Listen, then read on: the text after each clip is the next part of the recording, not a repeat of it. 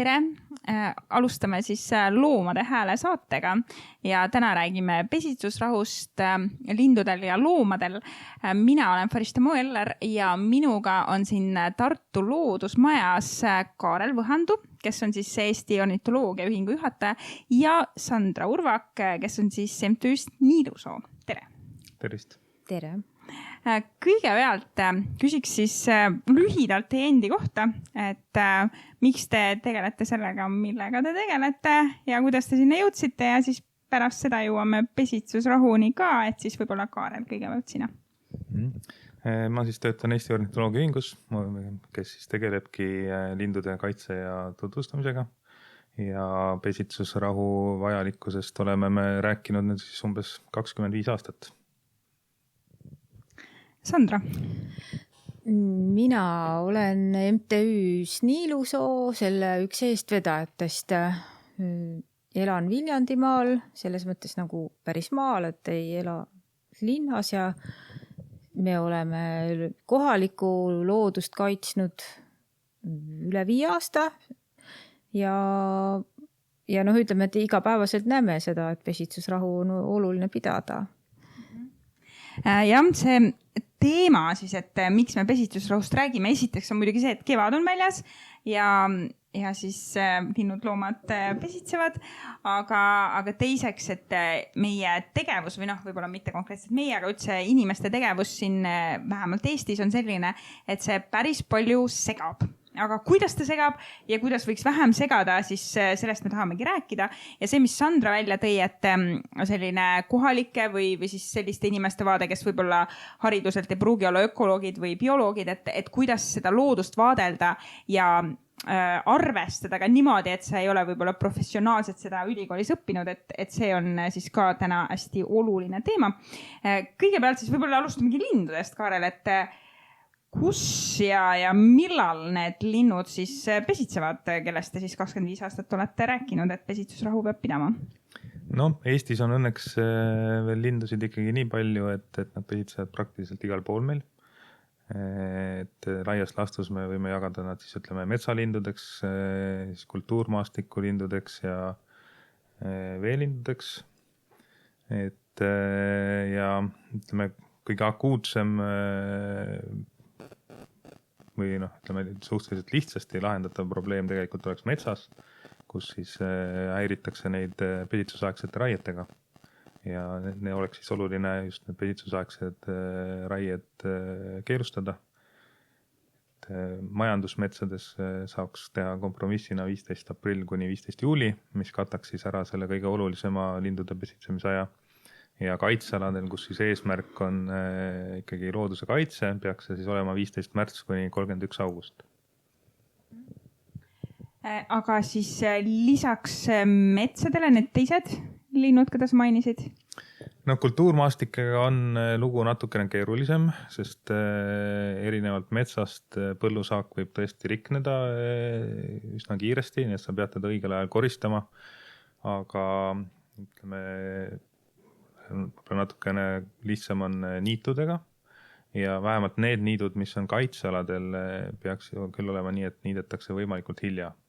Et vähemalt pärast 15. juulit, et varem kaitsealadel ikkagi selle rohttaimestikuses linnud pesitsevad ja kui see siis sealt ära niita, siis need pesad ka hukkuvad. Ja sellest siis räägime veel hiljem edasi, aga Sandra, sinuga me oleme palju rääkinud erinevatest loomadest ja nende pesitsemisest, et see on kindlasti hästi pikk teema, et loomi on ju palju metsas ja mujal Eestis, aga võib-olla selline sissejuhatus. Jah, loomadega inimesel vist on natuke vähem niimoodi igapäevast kokkupuudet kui linde ja näed ju rohkem. Aga jah, et kevad on ju see aeg, kus imetajatel on, sünnivad pojad ja nad vajavad ka selleks siis rahu ja et neid ei häiritaks. Ilmselt see kõige suurem kokkupõrge on ikkagi ka jälle metsas, aga samas ka tegelikult põllulindudel või ka näiteks halljänesed või kes armastavad palju põldudel liikuda, et siis ma alati muretsen või kohutava halb tunne on, kui näed kuskil seda mürgitajat, traktorit ja samas, kus ma tean, et näiteks on lõokesed kogu aeg, et kuidas see nagu kokku käib või kuidas need lõokesed üldse enam elavad, et nad just maas pesitsevad.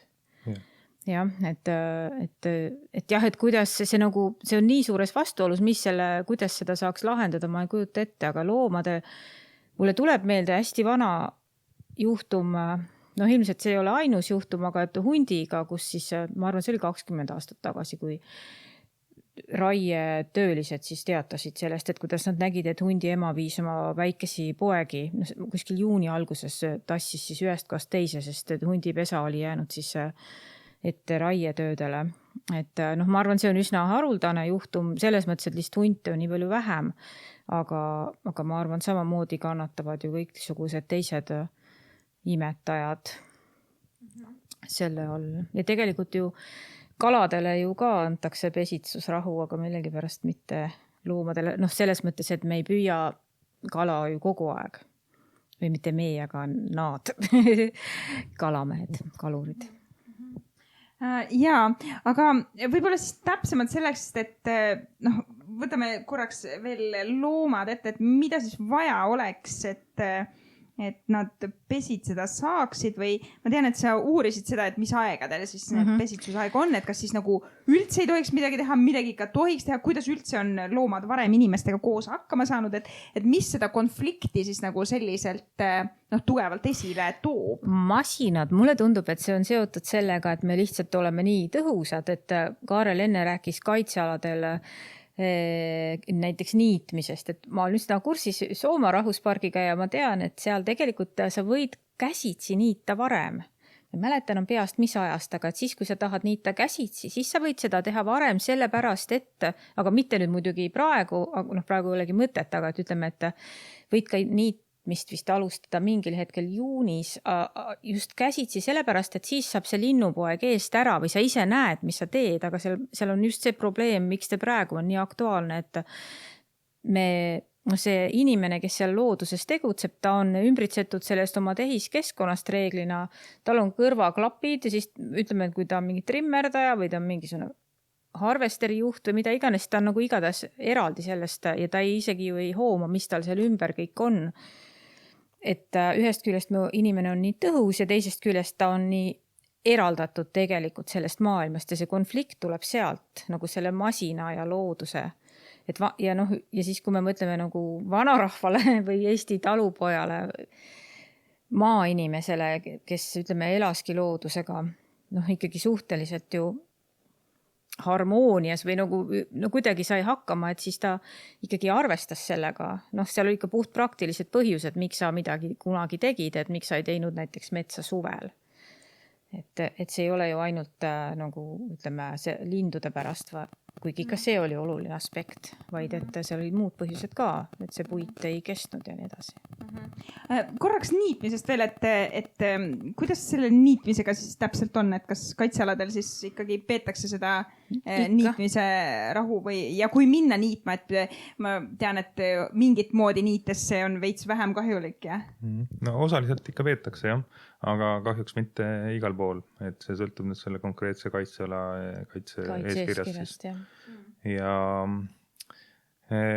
Sandra on täiesti õigus, et kui vaadata, kuidas tänapäeva niitmine toimub, siis toimub ikkagi meeletul kiirusel see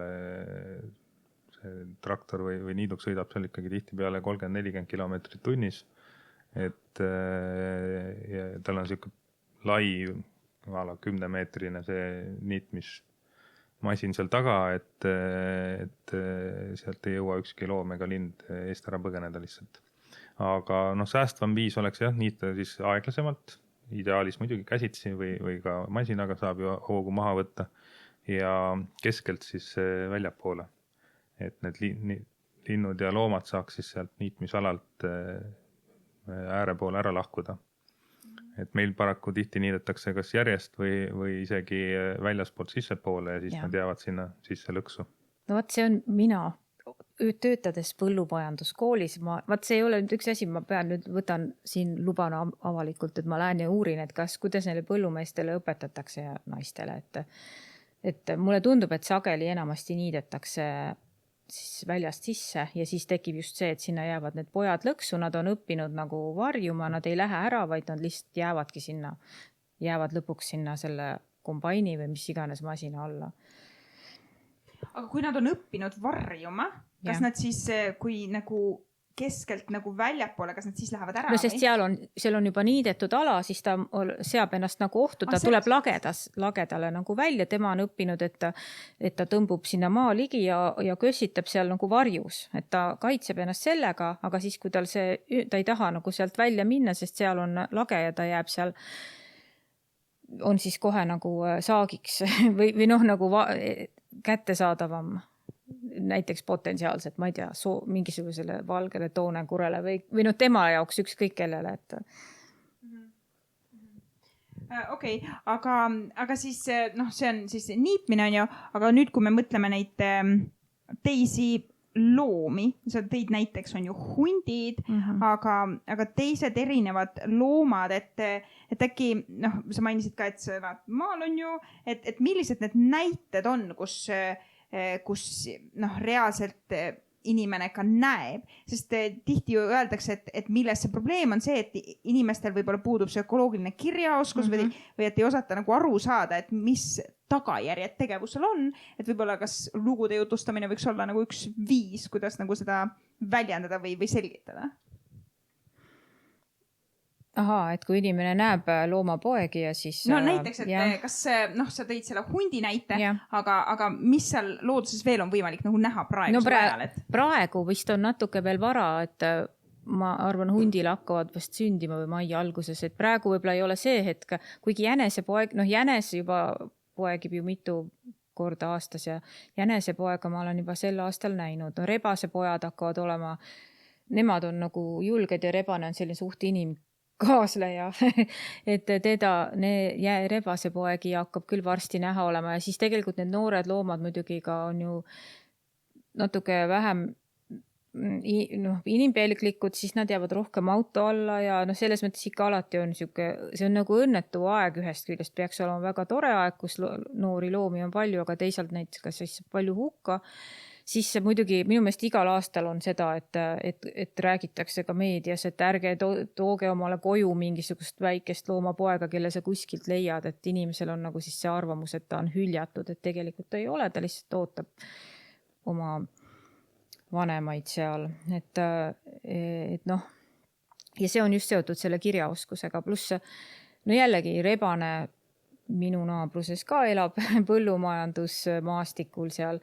Et mida näiteks talumees on seal teinud, on see, et ta rebane elas meil seal sellises suures kivihunnikus, aga siis mingil hetkel suvel otsustas siis see talunik, et see toob muudku uusi kive sinna hunnikusse. Seal oli kuskil seal oli see rebase urg ja ilmselt ta pani selle uru kinni. See oli juba küll sellisel ajal, et need pojad ilmselt enam ei olnud seal pesas, aga ikkagi rebase kodu see rikkus ära, et meil siin on jälle, see pole nüüd päris pesitsusrahu teema, aga natuke on ikka pesitsusega ka seotud just see, et need põllumassiivid, kuigi minu meelest aastaid juba räägitakse, ka isegi riik räägib, et see maastik peaks olema killustatum, kas või selle samade hanede või linnukahjude mõttes, et siis linnul on lihtsam peotuda sellistes hiigelsuurtel põldudel, kus tal on nagu see vaateväli suurem. Ta tunneb ennast seal vist turvalisemana, kui sul on selline nagu selliste põõsastike ja mingisuguste kivihunnikutega põllumassiiv, siis seal peatuvad nad vist vähem, sest seal on neil nagu neid ohuallikaid rohkem, aga ühest küljest sellest räägitakse, aga minule tundub vähemalt minu kodukandis, et need talunikud käituvad vastupidi, et nad püüavad võimalikult kõik teha võimalikult suuri põllumassiive, kõik kivihunnikud, kõik muu nagu lihtsalt maha, kõik siledaks ja lihtsalt sellised hiigelmassiive, mis ühest küljest seal on vähem, siis lindudel kaob, on palju linde, kes põsitsevad põõsastikes, nende elukoht kaob, siis need samad rebased, mägrad, jänesed, kõik, kellele see pakub varju, nende jaoks jääb ju ka jälle see maastik palju üksluisemaks. Et see on ka üks täitsa pesitsusteema. Kaarel, see sama, mis Sandra just välja tõi, need põldude suurenemised, et mismoodi siis see praegu nagu see suund on, et ka see tähelepanek peabki, et põllud lähevadki suuremaks ja ongi järjest ebamugavam lindudel või hanedel siis võib-olla mugavam. Ma nüüd viimaseid trende ei oska öelda, aga mõned aastad tagasi seoses selle just hanede kahjudega me vaatasime neid ja siis ikkagi keskmine põllu suurus Eestis on pidevalt nagu suurenenud sinnamaani. Et oluline oleks sinna rohkem maastikuelemente, kraavid, puuribad kraavi ääres, kivihunnikud, üksikud puud seal kuskil keset põldu ja nii edasi.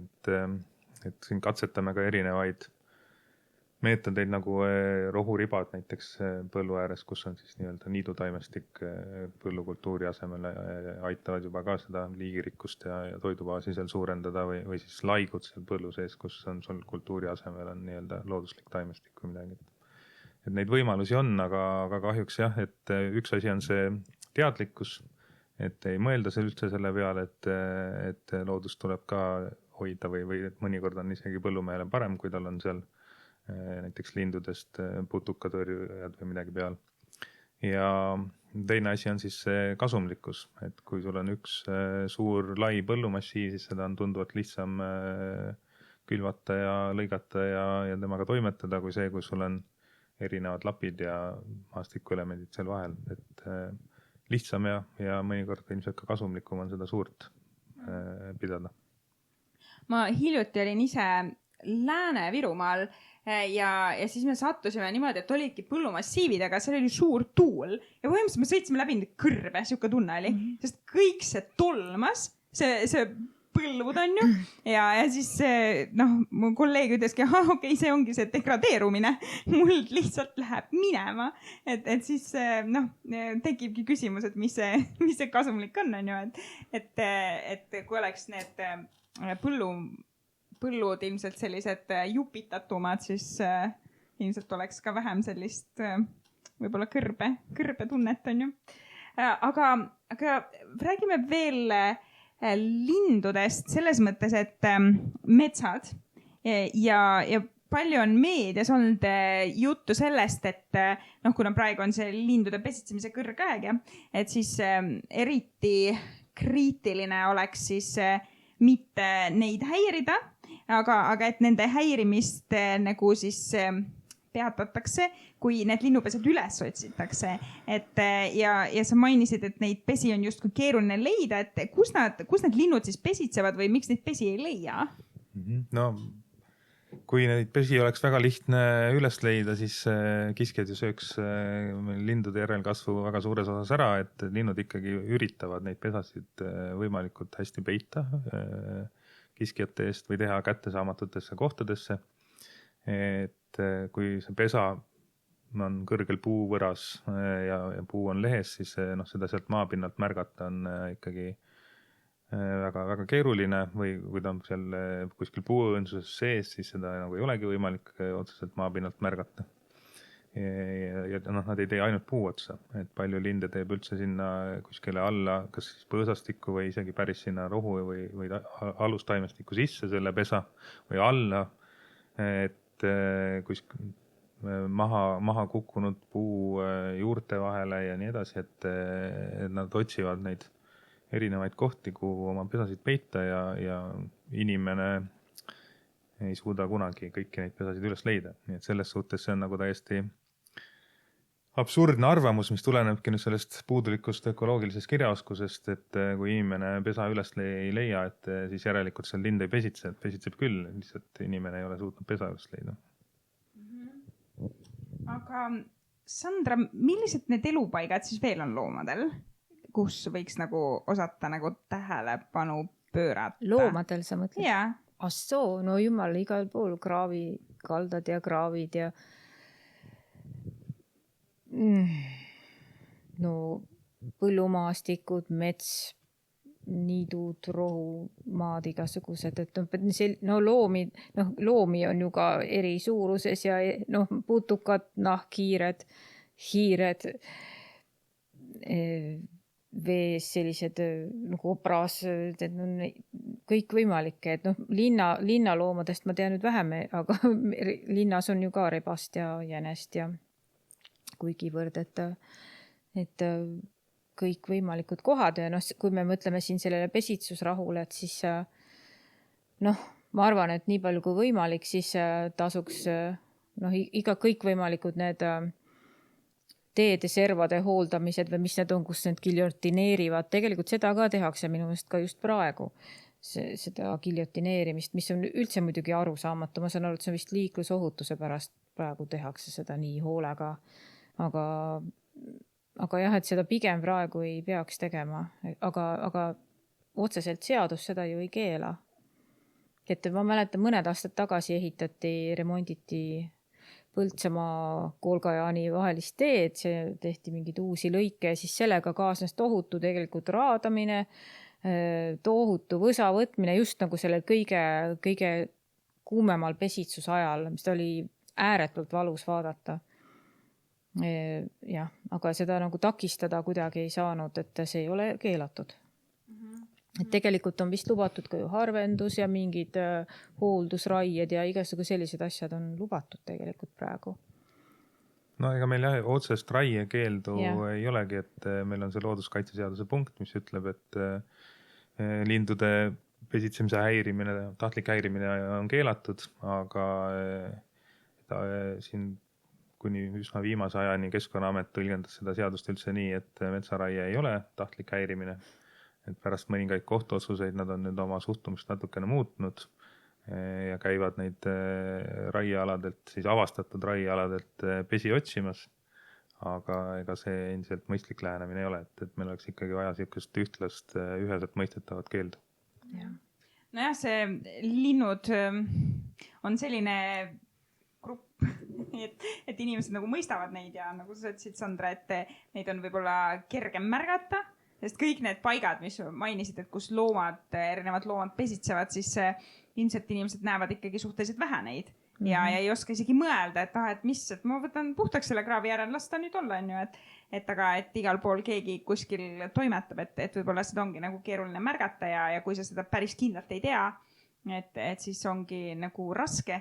Aga Sandra, kas sul on mõni selline isiklikust kogemusest mingi lugu või mis just neid loomade märkamist kuidagi välja tooks või et miks ma seda küsin, ongi võib-olla see, et julgustada nagu uskuma, et need loomad päriselt on seal isegi, kui me neid ei näe. Et samamoodi nagu, et need linnud ka on seal, isegi kui me neid ei näe või ei kuule, sest linnud ju laulavad mingi teatud hetke ja siis enam ei laula, kui nad ei taha, et neid on ju avastatakse. Loomade märkamisest. Aga ma mõtlen just selles nagu häirimise kontekstis, eks ju, et kuidas inimene seda siis võiks selles mõttes, et kui meie neid ei näe ja nemad, siis me vist ei häiri nii väga teineteist, kui me nagu oleme kogu aeg koos elanud. No, ei mul sellist lugu nagu nüüd küll ei ole, ma lihtsalt mõtlen praegu siin, et loomadest. Ma võin räägida linnust küll, meil on näiteks üks musträsta pesakuuris, nii et suvel siis siin on kuuri väga asja ei ole või ei taha üldse sinna minna, sellepärast et ma tean, et alati see vanem lind läheb sealt siis lendu, et me ikka häirime teda, kui me seal käime. Teises kuuris on olnud linavästriku pesa ja et nagu, et siis selliseid juhtumeid on küll iga suviselt, et kus sa siis oma tegevusega tegelikult, aga ilmselt samas seal on natuke see, et kui sa tema suhtes oled seal aupaklik ja siis ilmselt me oleme natuke teineteisega harjunud, aga siiski ikkagi teadlikult püüad võimalikult vähe häirida neid. No mul on küll üks nipp, et aega tuleb võtta. Et me tihtipeale tänapäeval, kui me räägime, ütleme, metsatöödest ja põllutöödest, siis seal ongi, et nad istuvad inimesed masinates, kõrvaklapid peas, nad ei saagi neid näha ega kuulda.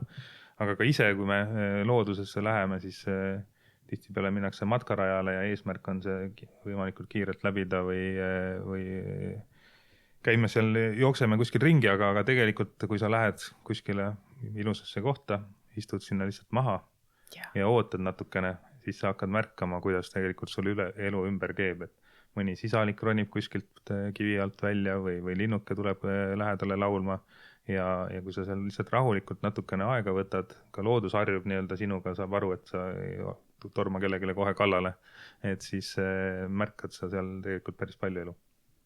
Täitsa õige, jah.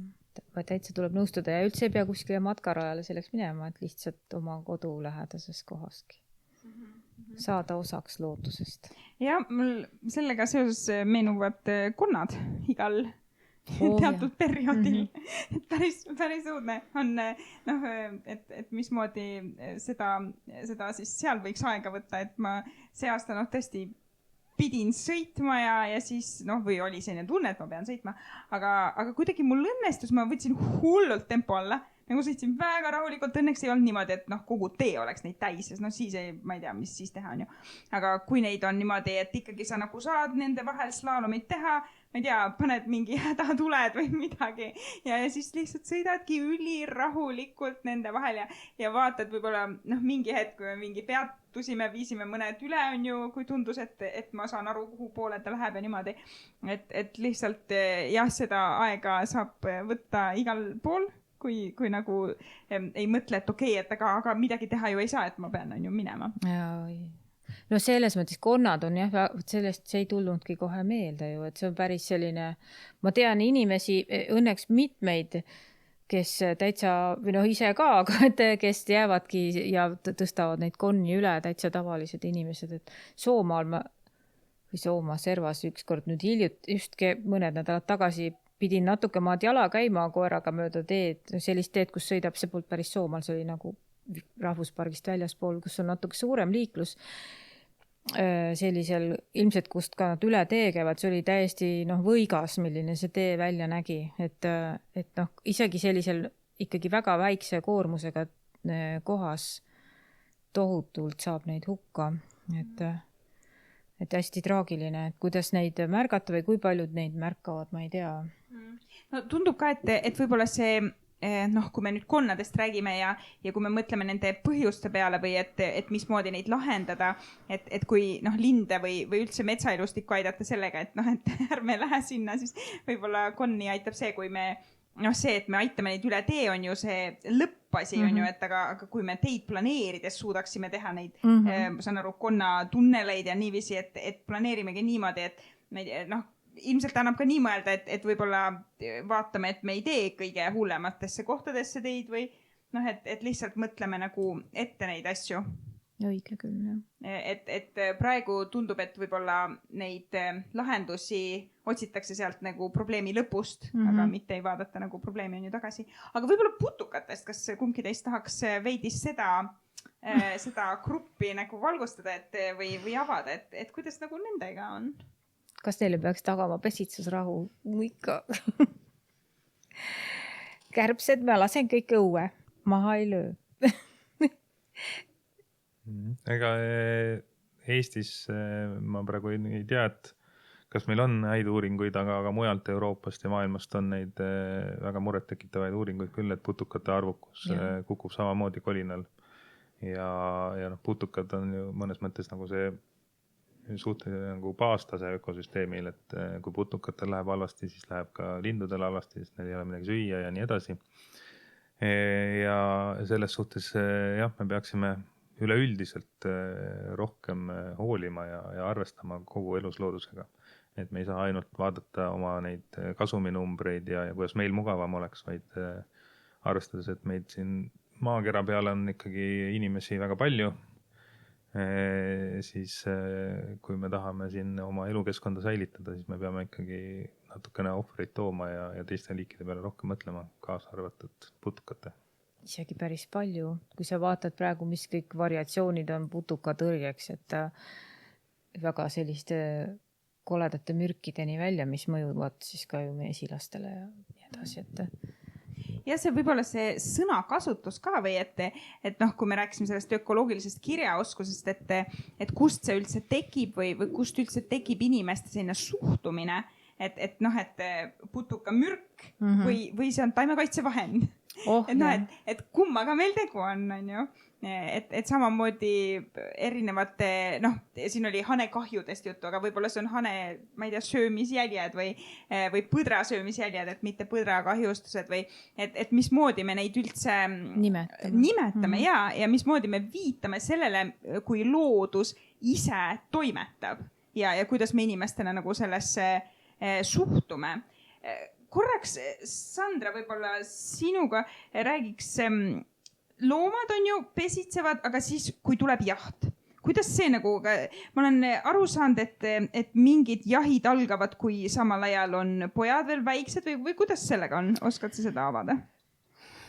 No mina saan aru, et praegu on ju meil seda viisi, et metssiga sa võid jahtida nagu aastaringselt põhimõtteliselt, mis on ju tegelikult selles mõttes ka ebaeetiline, et kui seal on põrsad, siis ju võib nende ema, ühesõnaga see ei oleks kuidagi sobilik, et ma peast jahikalendrit niiviisi ei tea, aga ideaalmaailmas, sellest me oleme palju rääkinud, mitte küll siin saates, eks ju, aga väljaspool just seda, et meil oleks ideaalis võiks olla nii, et ma näen, kellel on mis luba, kes, kus, mida võib teha ja et ma näiteks tean, et minu maja taga täna tuleb näiteks põdrajaht, et siis ma tean, et siin toimetab see, et see praegugi mu tütar ütles nüüd nädalavahetuse kohta, et ta läks metsa ja istus seal kuskil metsaservas ja siis ühel hetkel käis hirmus suur püssipauk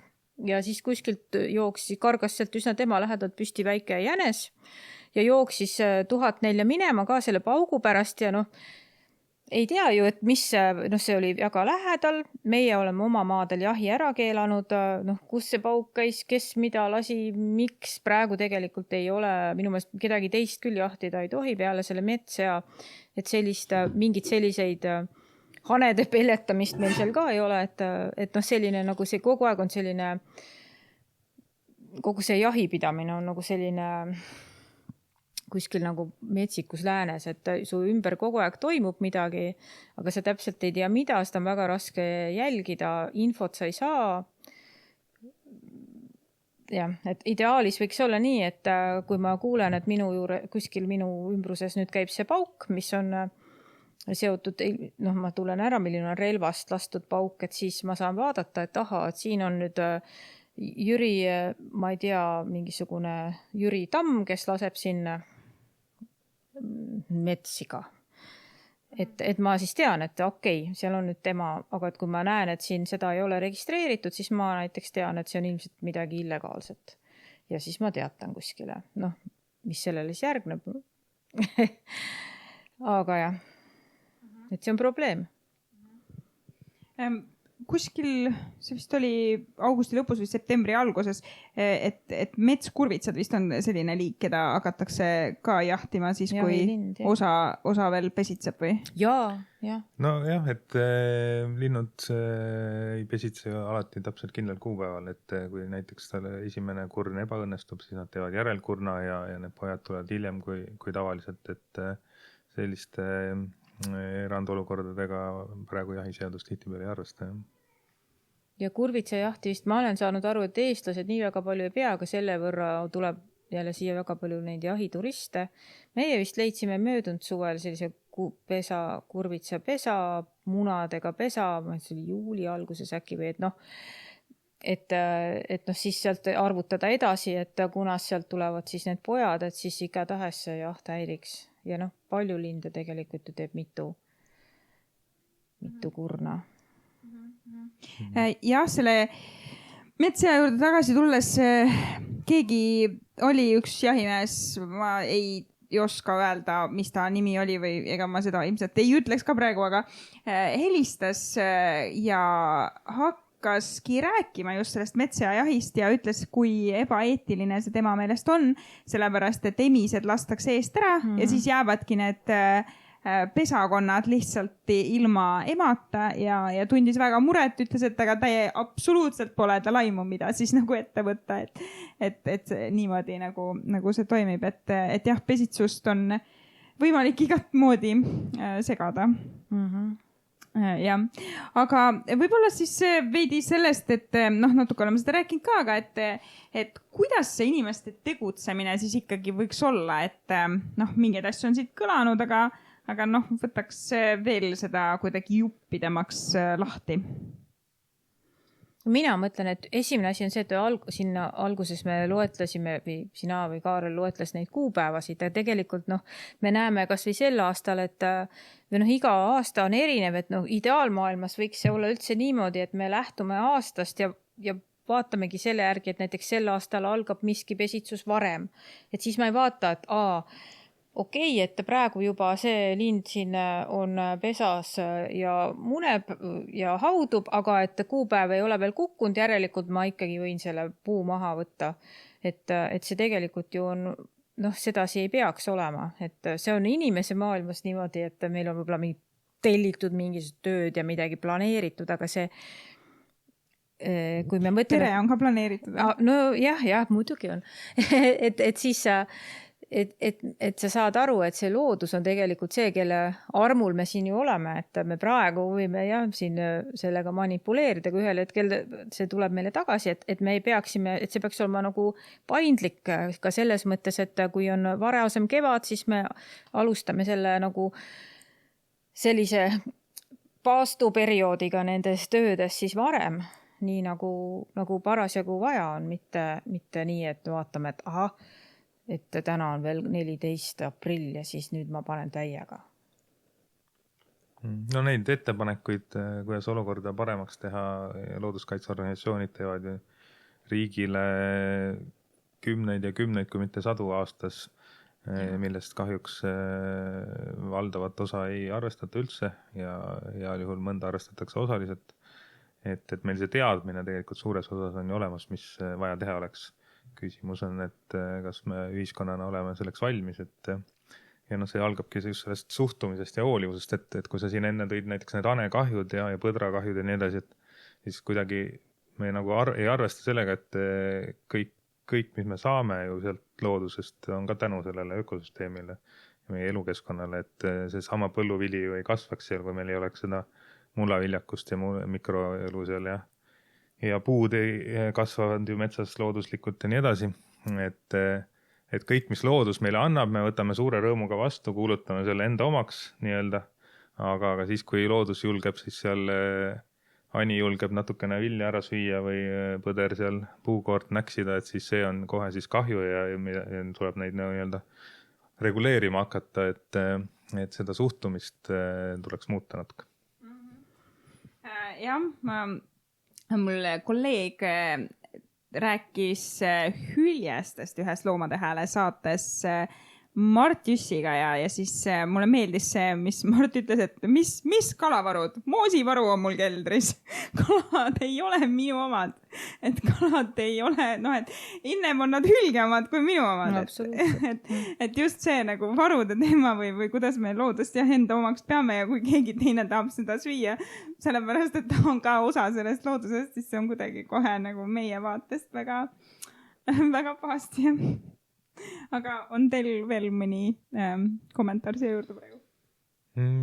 Kui siin jahindusest juba rääkima hakkasime, siis Eesti on üks väga väheseid Euroopa riike, kus ei ole näiteks päevalimiite, et linnujahile, et sa võid lasta nii palju, kui sa pihta saad.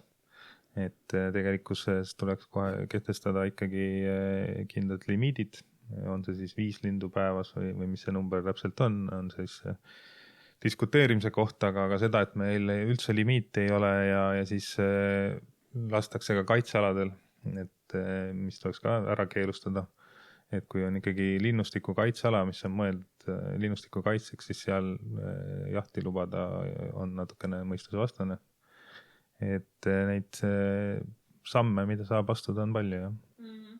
Ja see üldse kaitsealadel tundub selline väga huvitav tegevus just seetõttu, et kui meil on kaitseala, et kuidas me seda kaitseme, kui me seda tegelikult nagu ära tapame? See nagu välistab selle, et loomad oleks või linnud oleks osa sellest kaitstavast, et just kui midagi muud eraldiseisev. Ja eriti teravalt see tuleb vist vähemalt avalikkuse ette huntidega seoses või? aga see Soomaa puhul jah, no jah. Ma ikka ei ole veel valmis sellest rääkima, ma olen nii nördinud, aga see, kui sa võtad, et Soomaa suguse koha näiteks, et siis seal tõesti inimesi on ikka väga vähe, kes seal elavad. Ehk et see oleks nüüd nagu see ideaalne koht, kus võiks siis elada siis sellised loomad, kes inimesele nii väga ei meeldi, et siis on nagu suhteliselt absurdne nõuda, et nad justkui ei tohiks seal olla. Ja samas tahta karjatada siis või pidada näiteks veiseid kuskil keset mitte midagi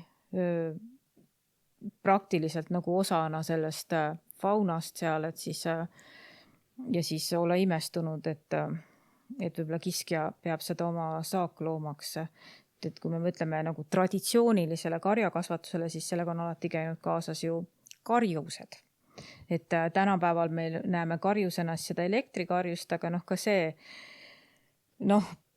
see hunt on ju, ühesõnaga see ei tööta, et seal on vaja ikkagi ju, et selles mõttes jah, seda ma rohkem praegu ei kommenteeri, aga jah, see on väga absurdne, et isegi kaitsealal elavad inimesed on loodusest nii palju võõrdunud, et nad ei saa aru sellistest asjadest.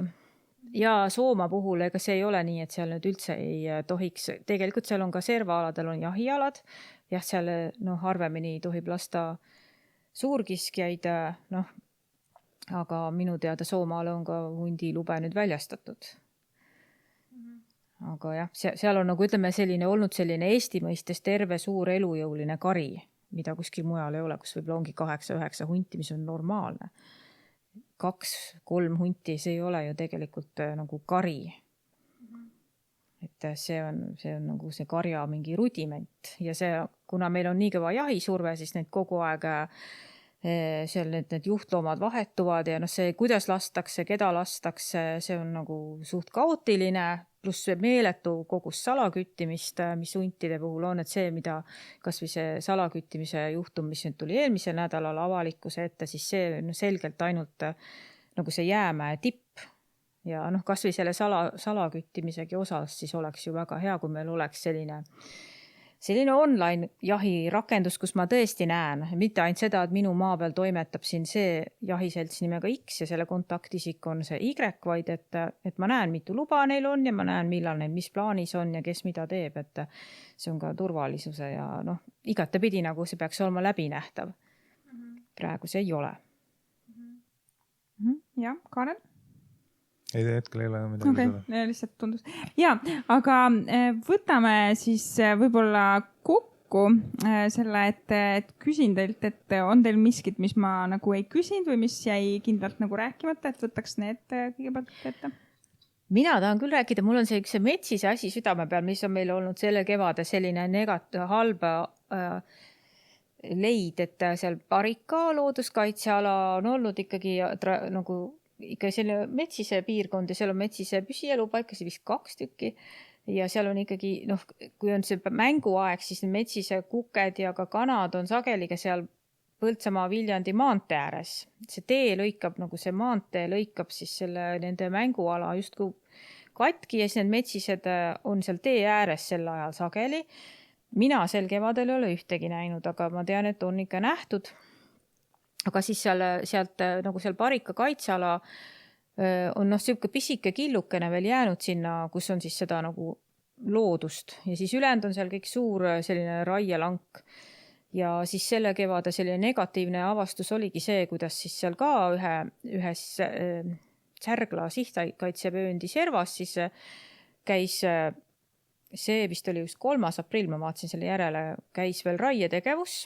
Ametlikult on kõik jokk, eks ju.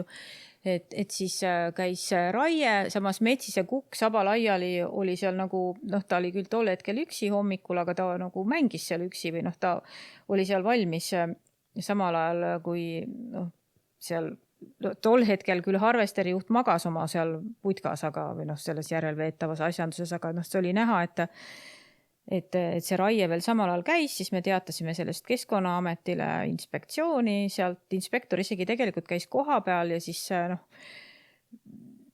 aga ühesõnaga siis lubati, et ruttu see raie ära lõpetada, aga noh, seal nagu metsis on väga tundlik häiringule, aga kas nüüd seal praegu toimub see samamoodi edasi, et seal käib see väljavedu, nüüd on juba kanad ka tulnud sinna mängu, aga noh, see on üsna ilmne, et ühest küljest see suur ulatuslik raie, mis seal on, kõik, mis jääb väljaspoole kaitseala, on sisuliselt ära raiutud. Kaitseala ei ole piisavalt suur selleks, et see metsise asurkond seal püsida saaks. Ja see mäng on väga selgelt häiritud ja midagi teha ei ole.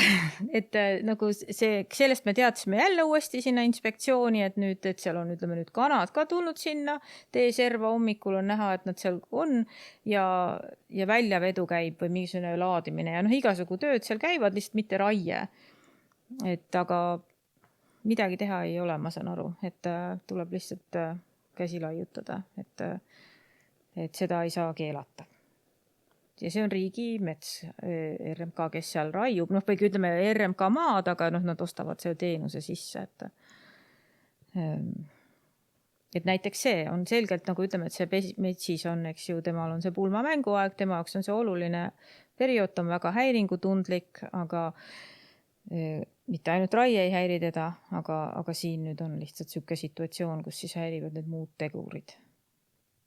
No, teoreetiliselt see võiks ju käia küll selle looduskaitseseaduse punkti olla, mis keelab selle tahtliku pesitsuse häirimise, aga see on jah niimoodi tõlgendamise küsimus ja Keskkonnaamet seda paraku tõlgendab pigem ikkagi vastupidiselt selle asja mõttele.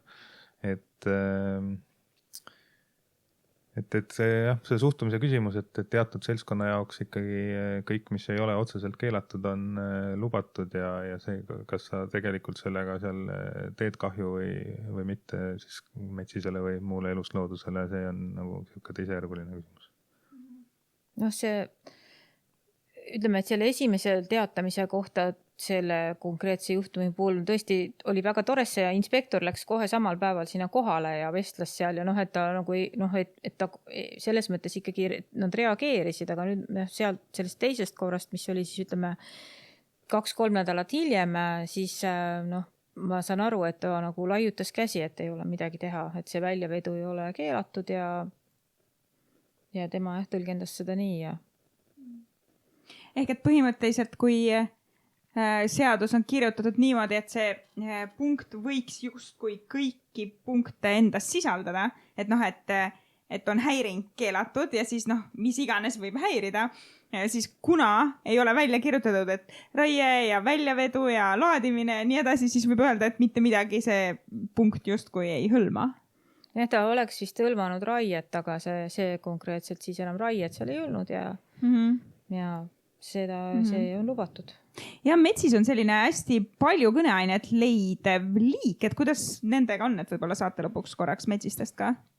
Ega nendega hästi ei ole, et metsis on siis ka ikkagi üks liik, kes vajab vana metsa ja suhteliselt suurtel aladel, et seda me neile nagu tagada ei ole suutnud ja arvukus endiselt kukub ja hetkel nagu kui need raiemahud jäävad selliseks, nagu nad on ja pesitsusrahu jõustamine jääb selliseks, nagu on, et siis väga suurt lootust ei ole, et see arvukuse kukkumine peatada võiks. Metsiste puhul on see kuivendamine ka teema või? Jah, et suured linnud vajavad niisugust hõredat, avatumat metsa oma elutegevuseks, et kuivendamise tulemusel siis tihti hakkab see alusmets kasvama ja muutub niisuguseks tihedamaks see mets ja see neile enam ei sobi. Seal sellel parika konkreetsel juhul on näiteks ka see, mis siis selgus on see, et seal on olnud metsise püsielupaik ja nad on seda territooriumi vähendanud. Ja kui me küsisime siis, et miks nad on vähendanud, siis seal tuli põhjenduseks, et umbes, et mingi ekspert käis vaatas, ei näinud ja siis läks kohe maha. Kuigi, ütleme, Pluto F-i on tehtud kogu aeg vaatlusi piltidega ja nii edasi, et võiks nagu, et kas keegi vaatab sinna Pluto F-i, kas nad jõuavad sealt eelisesse, siit see on nagu lumepall muidugi, neid probleeme koorub siit jutust nüüd järjest, ja et kas siis ongi nii, et üks inimene käib seal võib-olla ühel hommikul, tol hommikul ta ei näe midagi ja siis nad mõtlevad, et okei, ja võtame selle ala väiksemaks ja teeme siin kohe lagedaks. Nagu sel juhul nüüd on läinud. Jah, selle kuivendamisega seoses jällegi toon lihtsalt ette neid teemasid, mida meedias palju kõneainet leiab, on ju. Et siis osa alasid, osadel aladel ju veerežiimi siis tõstetakse ja taastatakse, et kas see on üks miski ka, mis siis metsise heaks võiks olla tegevus? Jah, et see veerežiimi taastamine ja need märjemad metsad võiks metsisele sobida küll, aga neid me ikkagi praegu teeme suht piiratud aladel ja tihti peale on meil juhtumeid, kus ühel pool teed siis taastatakse suure raha eest elupaika ja teisel pool kaevatakse uut kraavi, et järgmist nagu ära kuivendada, et sellist suuremat mõtestatud vaadet oleks vaja. Soomaal on just see näide, kus see õrdi taastatakse ja teispool seda tiibkõpu-tipu teed, siis on maaparanduse uuendamine. Nii, jaa, aga nüüd siis need päris viimased lõppsõnad, enne kui ma ütlen aitäh kuulajatele, kas teil neid veel on miskit pesitsusrahu kohta? Et arvestame loodusega, et kui loodus otseselt korda ei lähe, siis oma heaolu võiks ju minna ja seda on näidatud nii teadusuuringutega, kui kõik nagu natuke mõtlevad asja peale saavad aru, et kui meil see ökosüsteemi teenused, mis loodus meile pakub tagant ära kauad, ega siis meil siin väga mõnus olema ei saa varsti. Ja mina ütleks ka, nõustun Kaarliga ja siis lisan veel siia, et ennast harida, kui on vähegi, muidugi kui huvi ei ole, siis on keerulisem, aga et lihtsalt, et kui mida rohkem sa millestki tead, seda rohkem sa ehk sellest ka hoolid. Ja lihtsalt inimesena ka siis võtta nagu võimalikult tagasihoidlikult tegutseda. Jah, sest järjest rohkem tekib ka neid võimalusi. Inimestele meeldivad nutitelefonid, on ju, erinevad äpid, mis aitavad võib-olla loodust erinevaid liike määrata või nende kohta ka lugeda või et kui ei tea täpselt, et siis on mingid abivahendid, kuidas sa saad teada või kas või sinna lähedale, et kellega sul tegu on ja niiviisi siis neid vaatlusi sisestada. Sandra mainis siin Pluto F-i ja et lihtsalt jah, ma ise võib-olla kutsuksin kevadel üles lihtsalt märkama ja hoolima tõepoolest. Aitäh Sandra ja aitäh Kaarel. Aitäh Janissile ja Maajale, kes siin on abiks ja aitäh kõigile kuulajatele ja peame siis ikka pesitsusrahu.